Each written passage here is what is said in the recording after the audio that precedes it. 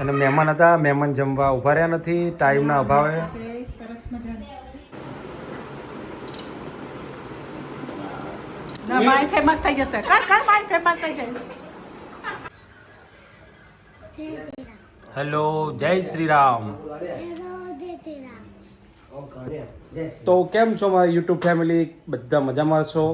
જય શ્રી રામ, જય શ્રી કૃષ્ણ, હર હર મહાદેવ, જય દ્વારકાધીશ. સ્વાગત છે તમારા બધાનું આપણા મસ્ત મજાના ગોસ્વામી ફેમિલીમાં. આ ભાઈ છે ને આજે બહુ જ લેટ ઉઠ્યા છે. લગભગ 9 વાગે આ ભાઈ ઉઠ્યો છે.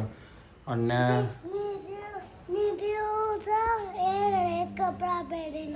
કોણ? નિશી રેડ કપડાં પહેરીને આવ્યો તો.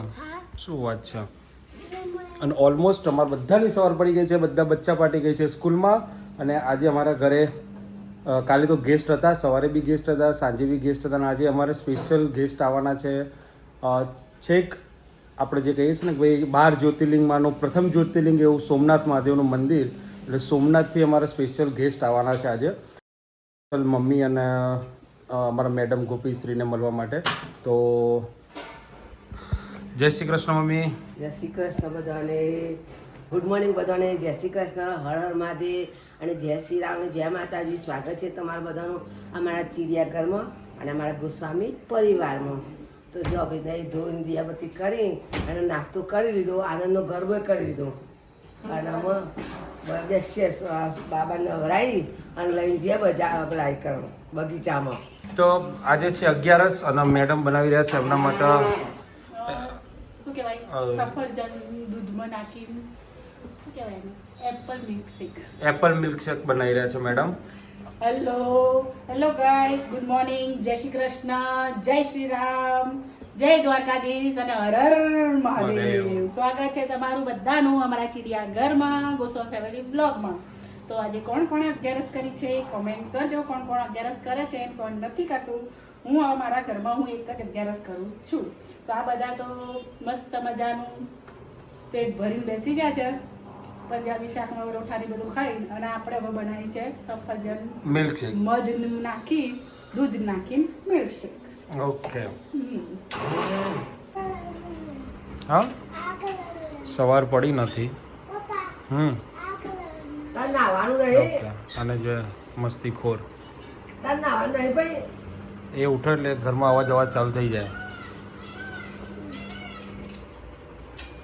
એ છોકરા તાર નાવાનું. શું કેમ? એપલ મિલ્કશેક લઈને આવીએ છીએ. હા પીએ ને મોડા સુધી ભૂખ ના લાગે. એવું હોય? હમણાં તો ક્યાં ખબર જ પડે. નહીં પડતી એટલે તો કીધું લા. તો પછી પણ આપણે ખાંડ નહીં નાખી, ડાયટ માટે છે ને અંદર મધ નાખીશું, નો સુગર.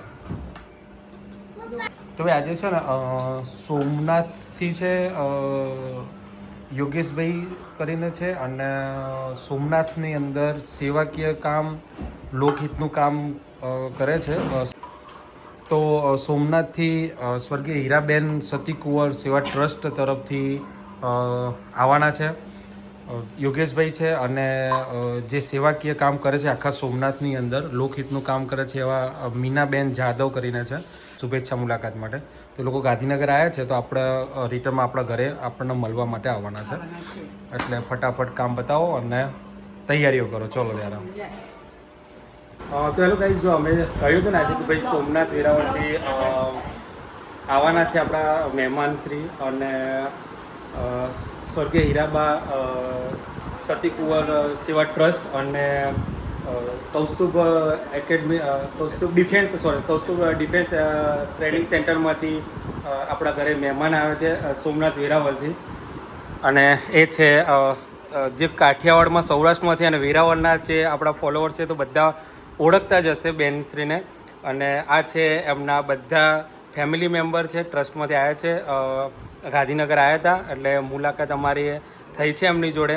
અને ખરેખર બહુ ઉમદા કાર્ય કરી રહ્યા છે કે જે અત્યારના સમયમાં કોઈની જોડે ટાઈમ હોતો નથી. એ પોતાના માટે ટાઈમ કાઢતા નથી અને બીજાની સેવા માટે ટાઈમ કાઢી રહ્યા છે અને બહુ સારું કામ કરી રહ્યા છે. તો આપણા ઘરે આવે છે અને ખરેખર અમને આનંદ થયો છે. એમના કિંમતી સમયમાંથી પણ એમને ટાઈમ કાઢીને અમારા માટે ટાઈમ ફાળવ્યો છે, એ જ મહત્ત્વનું છે. બેન શ્રી છે અને એમના ટોટલી ફેમિલી મેમ્બર આવે છે. અમારા ઘરે આવવા બદલ તમારા બધાનો ખૂબ ખૂબ આભાર. તમે સાથે રહો તો લઈ લેશો.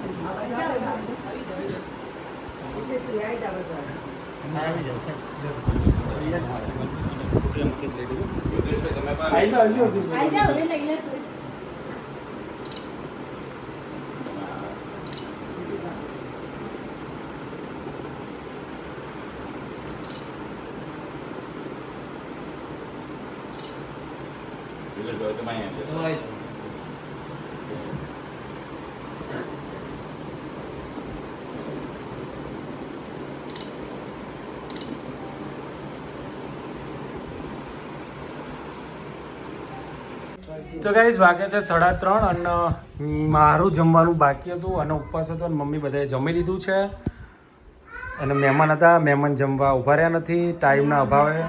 સરસ મજાની સોમનાથ દાદાની ફ્રેમ છે દાદાની અને પ્રસાદ આપી છે જોડે.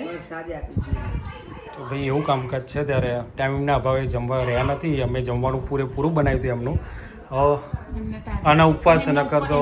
હા, એમને ઉપવાસ હતો. બેનનો ઉપવાસ હતો એટલે બસ પણ નેક્સ્ટ ટાઈમ કીધું છે ચોક્કસ આવશે. આ ખાઈ વિડીયો ઉતારવામાં આવશે. વિડીયો ઉતારીને પછી જ તને આપવામાં આવશે. ત્યાં સુધી આપવામાં નહીં આવે. તું અમારી વાત માને છે? તો ગાઈઝ આ અમારી વાત કોઈ માનતો નથી અને અમારી એની વાતો બનાવવા માટે અમારી જોડે આવ્યો છે. બોલો શું કરવાનું? તો ગાઈઝ અત્યારે વાગે છે બપોરના 3:45. કેટલા? 3:45 અને 3:45 ખાવા બેઠા છે. મહેમાનની રાહ જોઈને ખાધું. ખાવા બેઠો ચાના ટાઈમે. મહેમાનની રાહ જોઈને ખાધું નહીં ને મહેમાન તો ખાધા વગર ગયા. શું કહેવું? પેલો નહીં છોકરો ના ભાઈ ફેમસ થઈ જશે. કર ભાઈ ફેમસ થઈ જશે. કોઈ ગાઈઝ અમને આવા ફેમસ કર દો.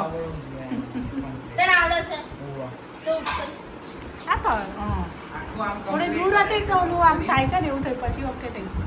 નહીં જાય ગાઈઝ કેટલા વાગે ખાઈશ? 6 ના ટાઈમે તો ખાવા બેઠા છો. એટલે ગાઈઝ હવે આવશે અમારો કાઠો સમય, વિડીયો ઉતારવાનો સમય. એટલે પહેલા તમારા બનાવી દીધું માતા કહેતી હતી બાનો સમય આવશે.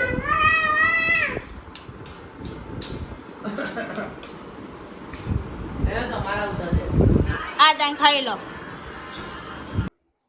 તો ગાઈઝ અમે અત્યારે અહીંયા બધા રીલ ઉતારી રહ્યા છે. આના જુઓ. મિની વ્લોગર વિડિયો ઉતારવા માટે. શું કરે છે બેટા તું? હા, વિડિયો ઉતારો છે કોનો વિડીયો ઉતારે છે? મમ્મીનો. કેમ? અમે માઈકમાં લઈ દો. માઈક ખાલી લીધો. કેમ મમ્મીનો વિડીયો ઉતારે છે? તારે ઉતારવો છે? તને બહુ ગમે વિડિયો ઉતારવું? તને ઉતારવું ગમે છે વિડીયો? હા તો ઉતાર છે રેડ. અમે અહીંયા રીલ ઉતારીએ છીએ ને ભાઈ વ્લોગ ઉતારે છે. તો ચલો ગાઈઝ રાતનું જમવા માટે અને જમવાનું એટલું સરસ છે ને રાતનું કામ કલ્પના બહારનું જમવાનું છે અમારું રાતનું. કારણ કે સવારે મહેમાન આવ્યા હતા ને મહેમાન માટે ખાવાનું બનાવ્યું હતું ને મહેમાને ખાધું નહીં એટલે અમે હવે એ જ ખાવાનું ફરીથી ખાઈશું. અને પેલા મેડમ ઊંઘી રહ્યા છે. એમને 11 એટલે ઊંઘી રહે છે શાંતિથી. અને આ ભાઈએ કાઢી છે લંબરગીની કે લીંબીગીની? ઓકે, ઉડસ કે ઉબર્સ? એક ખીલા પગમાં વાગે નહીં ભાઈ તને. યુરસ કહેવાય યસ. હા, તો મસ્ત મજાના ઢોકળા મંગાવ્યા હતા મહેમાન માટે. ને ભાત હતા ને તો ભાત તો વઘારી દીધા છે અમે. કારણ કે આપણો ગુજરાતીઓ ભાત તો વઘાર્યા આગળ ચાલે જ નહીં. અને પછી ભાત વઘારશે ને પછી કહે છે પુલાવ છે. એટલે પુલાવ અને વઘારેલા ભાતમાં ખબર નહીં પડતી હોય એમને. ત્યાં વટોણા રહ્યા, કેપ્સિકમ રહ્યું, ડુંગળી રે બધું તો છે. એટલે તો પુલાવ કહેવાય છે. વઘારેલો ભાત છે ક્યાં તો વઘારેલી ખીચડી છે. બેમાંથી એક વસ્તુ કાલના ફાઇનલ. પુલાવ ખીચડી જેવા લાગ્યા હતા લસણ નાખ્યું હતું ને તે. આ લસણ તો છે જ અત્યારે. જો આ રહ્યું તો આવું છે તારે. તો લેલી ડુંગળી ચોથી આવી તને? એવું છે? ઓકે, એવું છે. કાલે તમે શાકભાજી લાવતા ને હા રેડો. આ બધાનો પેલો સોમનાથ દાદાનો પ્રસાદ આવ્યો તો હાલે લાડવા. આઈ જાય બધે હાલો. જો મેં મારા સોમનાથ પેલી જમકુનો ખાલી કાઢી દો, બીજા બધા આપી દેડો તાર. પ્રસાદ આવી હતી ને, થોડી ખાધી બધાઈ અને આ રે પ્રસાદી તો ભાઈ જો અમારે શું લખ્યું છે? સોમનાથ ટ્રસ્ટ એટલે ત્યાંથી મહાપ્રસાદ આવ્યો છે દાદાનો, તો ખાઈ લઈએ ત્યારે.